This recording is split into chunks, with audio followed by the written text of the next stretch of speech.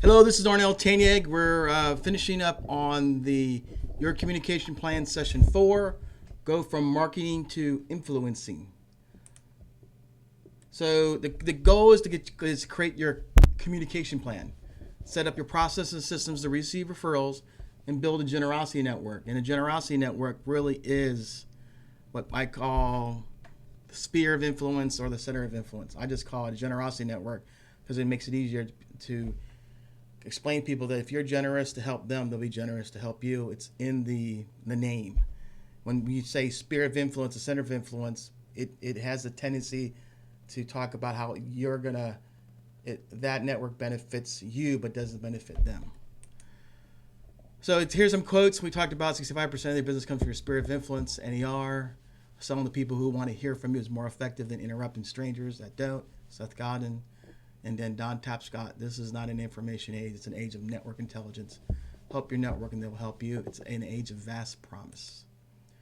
So what if you could receive over 20 plus referrals a month? What would you do for your business? What would you do for your life? Communication plan.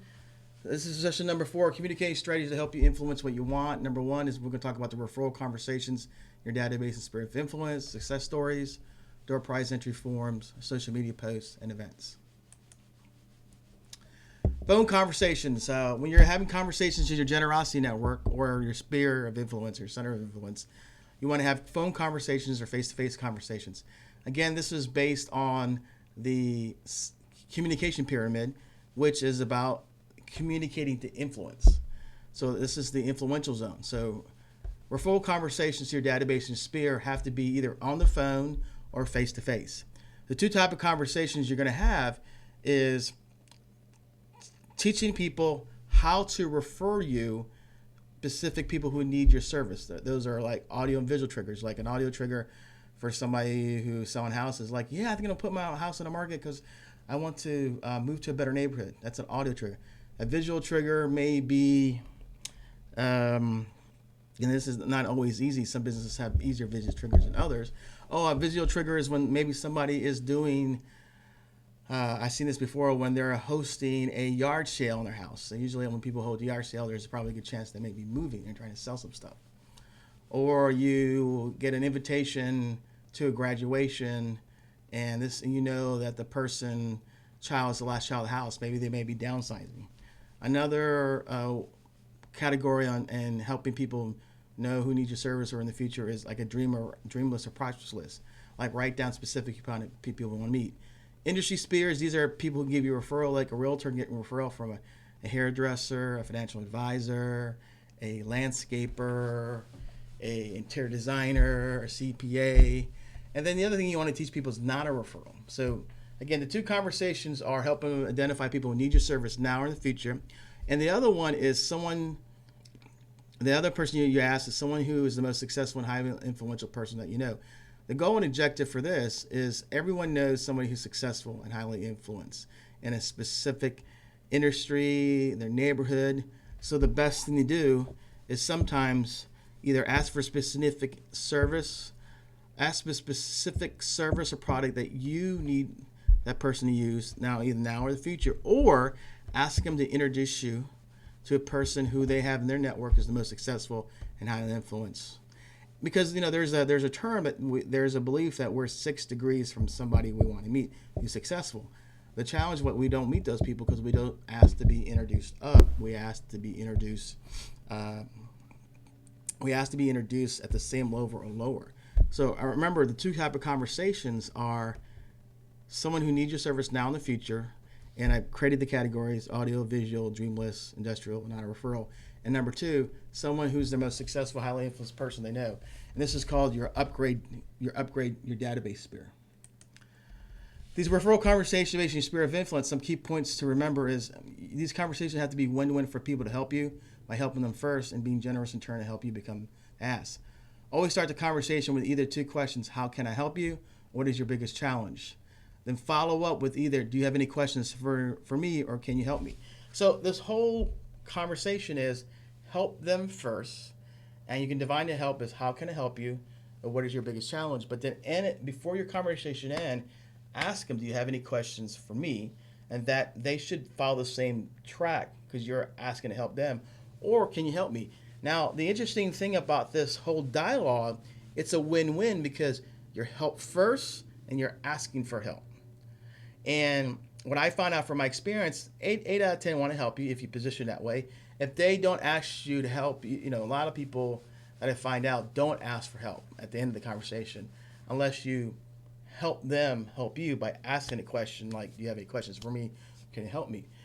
And the whole idea is this is the best way to have these referral conversations because in today's society, in the business landscape, people always ask for referral first, but never ask how I can help you. So after a while, people get a sense if they know you're going to ask for a referral for them, for yourself, but not for helping them, they're going to avoid you. So, and Michael's saying, and I believe this too, is, and I see this from my experience, is if people know you're going to ask for a referral for yourself, but not how to help them, then it puts a lot of pressure on them. So a lot of times we tell people is don't ask for a referral, ask to be introduced. Number 4 is track your results of each engagement in terms of did the introduction work out, what the person's willing to do or do not. Because you really want to know, some people are better at giving introductions and referrals because they look out for you.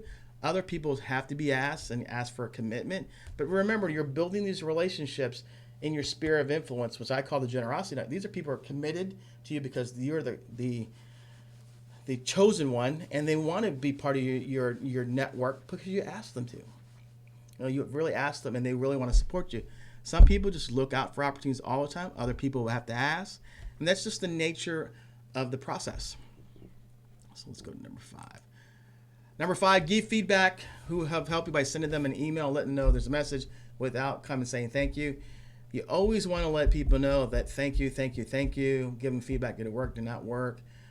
So like I'm creating a system that by any Friday, if I send any introductions, I'm calling, send an email, follow up. I'm going to create a standard email or a text message or something. Hey, how did the introduction go? How did it work? Was it good?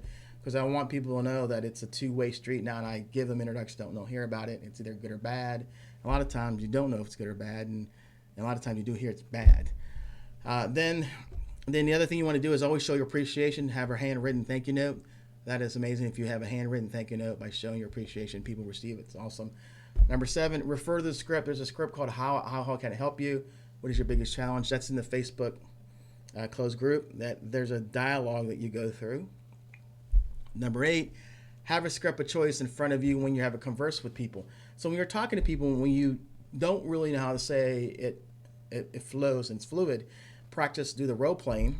That's number 9. But then have the script in front of you, because even if the script is just bullet points, the goal and objective is to make sure you have those conversations with those bullet points, because if you don't, you're missing out on making a win-win. And what I found out what most people do is they help first, but always forget how to position themselves to get help. So if you have the script or have an agenda or some talking points that you cover, you increase your chances of getting help. And I know this because in my years of doing this, I've always given help, but I always forgot to ask for help.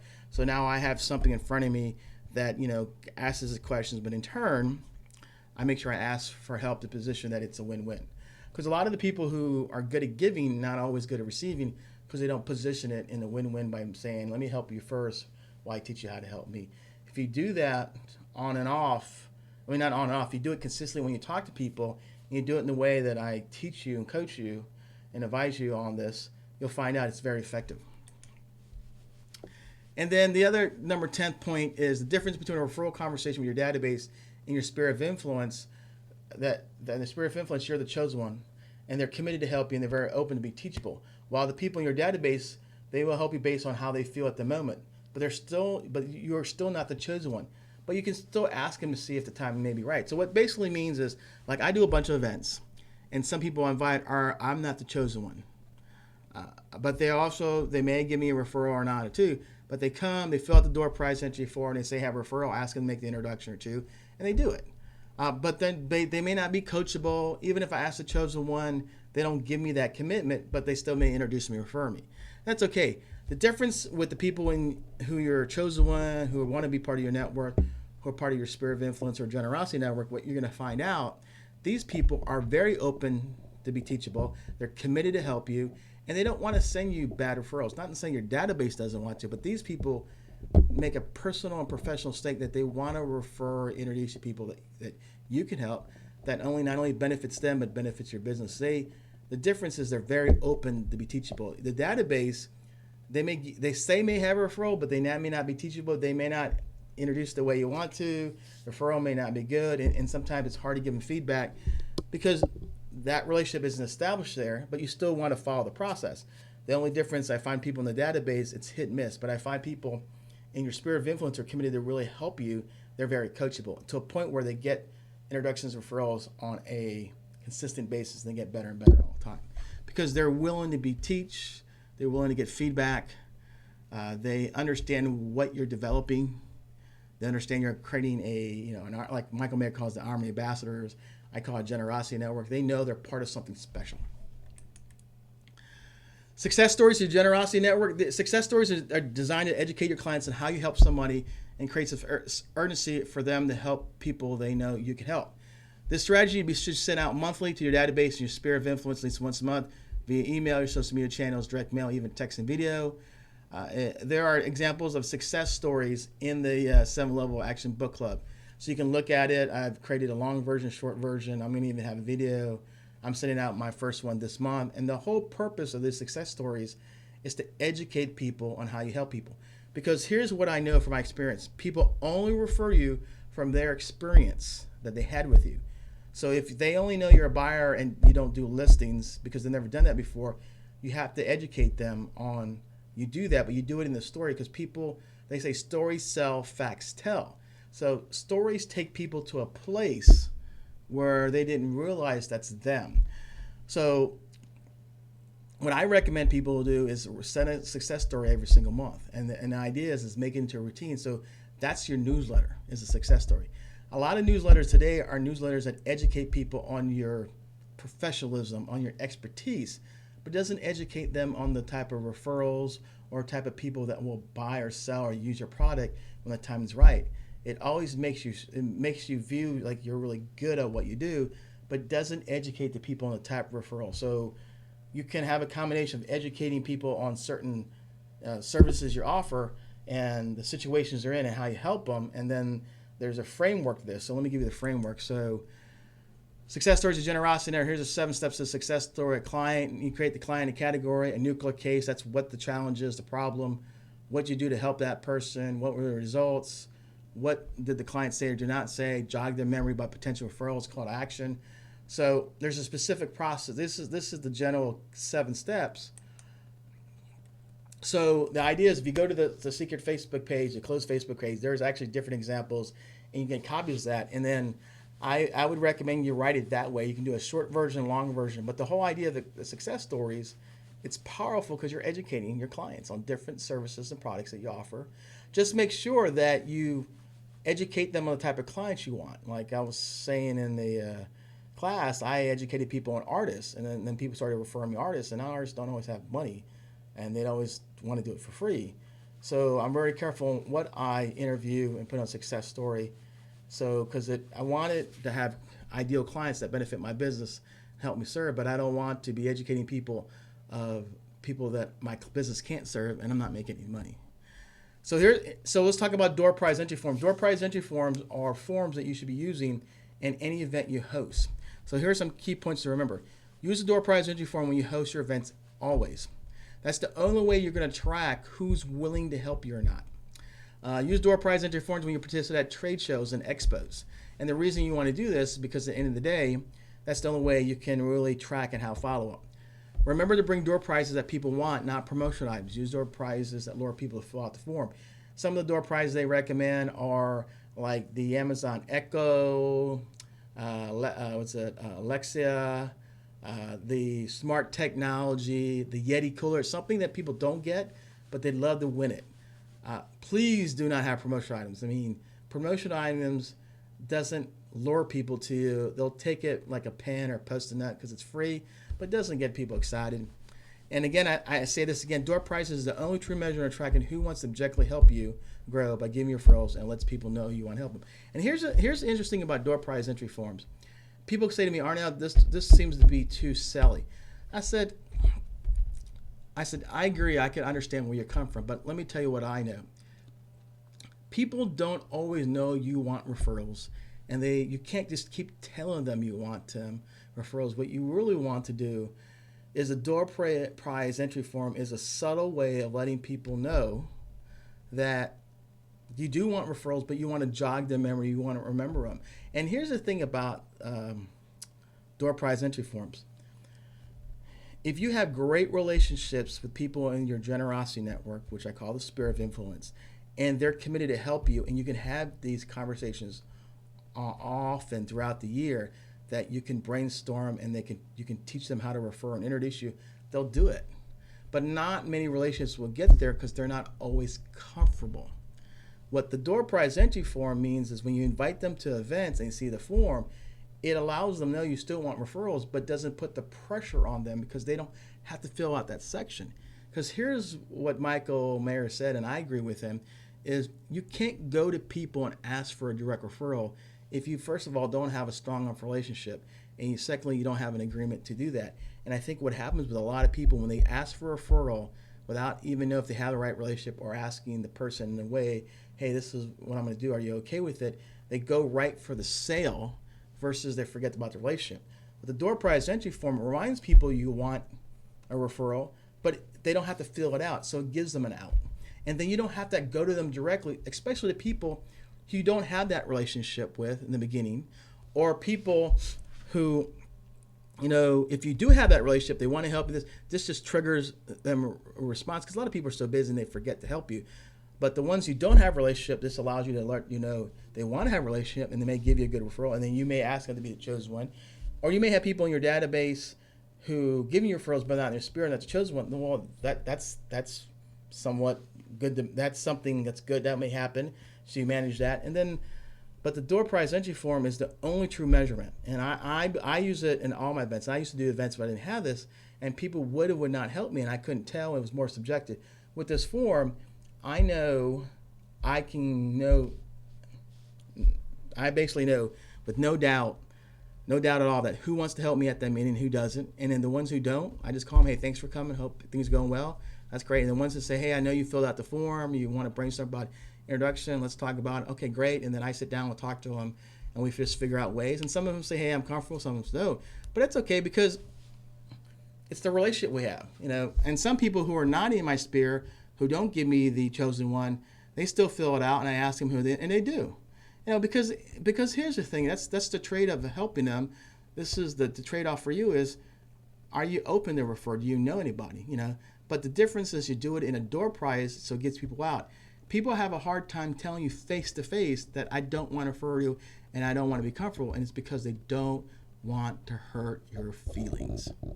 They just don't want to hurt your feelings. So the best thing to do is use this all the time.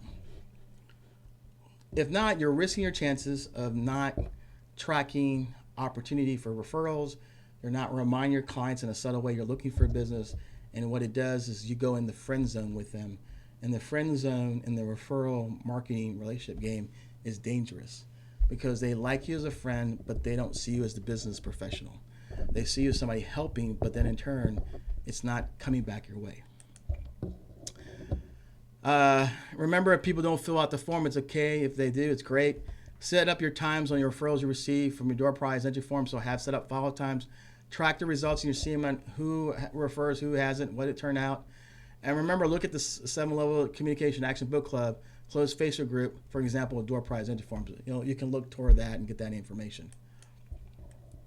Now, social media posts. There's some social media posts to engage your online community. So I'm going to show you 3 types. One is to show that you're a giver first and receive referrals. Number 2, post and engage your online community. And 3, post to ask for referrals. Now, if you're interested in getting these social media posts and you're going to actually do it, I can send you a bunch. But if not, I wouldn't touch this because it requires you to have time or somebody do it and be consistently. I was doing this really well when I had a scheduler that would go to my, that would actually post to my personal page. But since Facebook got rid of that, and you have to manually post it, I don't do it as often. I would only encourage you, if you're going to really do this, give me your plan and I'll send you the post. It's not worth to give you information you won't use, but I'm going to share you the 3 types of posts and examples. So post 1 is when you want to know people, when you want to ask for referrals, you need to show people you're a giver first, and then you receive referrals. So you say, Hey, want to refer you, but hey, friends, I'm continuing to build my business referrals. I'm going incoming. My weekly goal is to send 10 and receive high 5. What do you do? What do you want in business? And when this was posted all the time, I'd have people response. I'd make people connections online, and then people would know I'd give first in order to receive.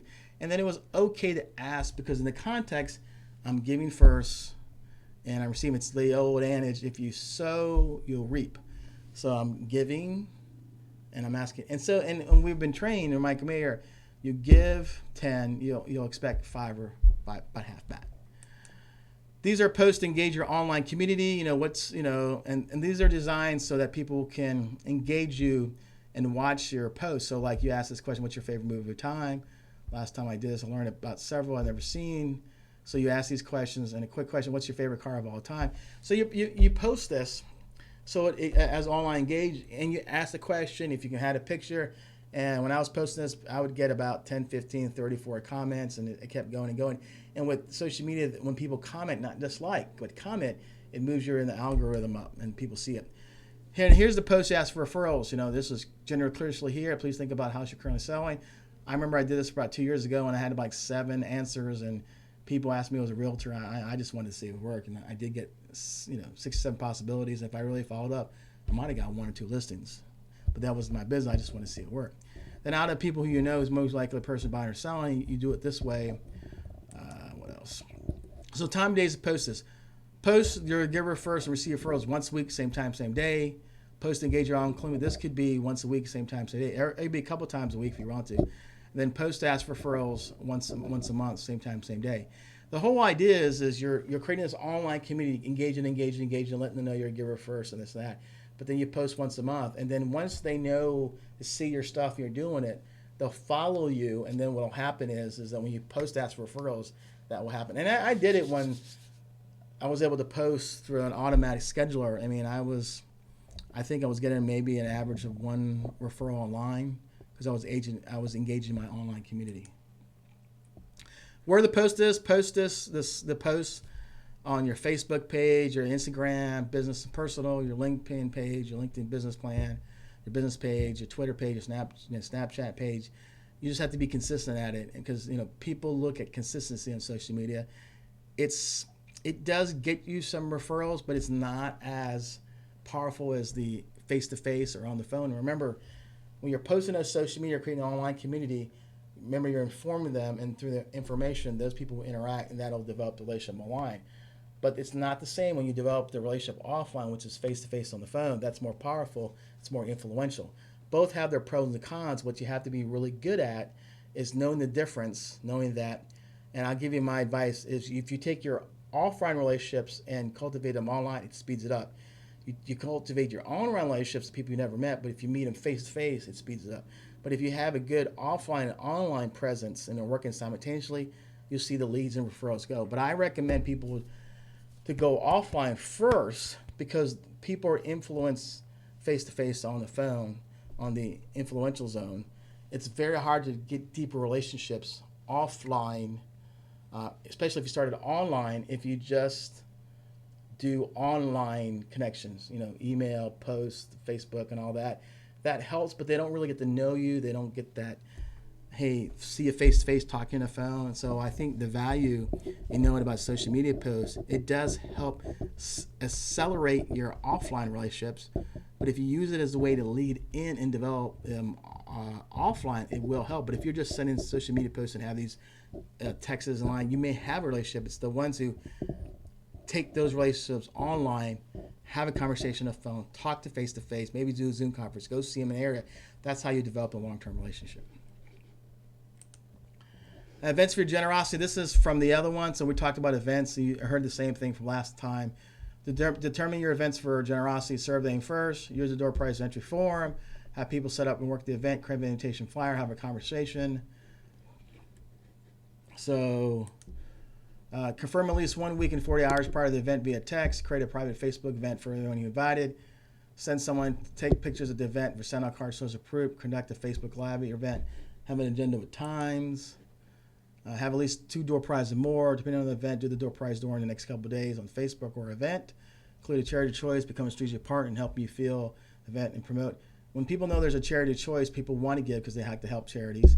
Events must be in a rhythm flow. You want to do 2 events a year is not enough. You want to have events every 6 to 8 weeks or once a quarter. Just get that momentum moving. Keep track of who attends or does not attend. And remember, always set up time to follow up on the referrals you receive. The secret is doing it consistently. So here's some events: I Love Your Latte, Ice Cream Social, Rock Painting Event, Board of Advisors, Breakfast with Santa, Pie Day, Plan a Day, Easter Egg Hunt. Those are some great events to do.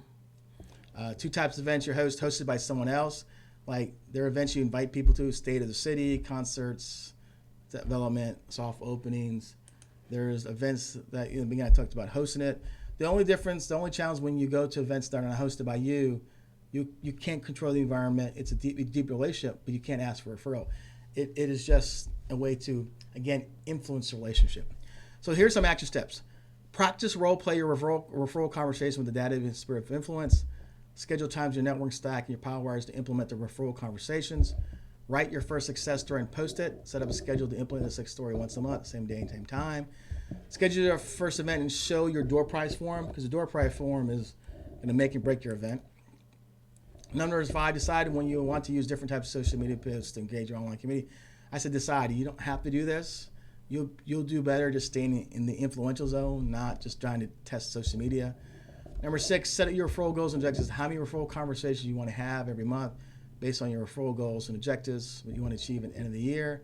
So set your goals. Remember we talked about how many referrals you want? Now we're talking about how many referral conversations you have to have. So remember those referral conversations could be on a network and stack. It could be with your database. It could be a spirit. It could be an event. So it changes your mind that you're going to have referral conversations, not just ask for referral. And remember, referral conversations, what can I do to help you? And in turn, can you help me, or do you have any questions for me? And the last action step is pick your strategy and tactics you're going to use to create those referral conversations.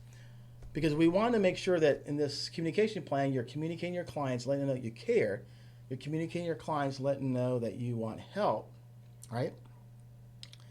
And you're letting them know that you're building this generosity network and you're asking them to be a part of it. And this is how you're going to help them by checking out with them, building that relationship. And then the last thing is part of this communication plan is moving people up.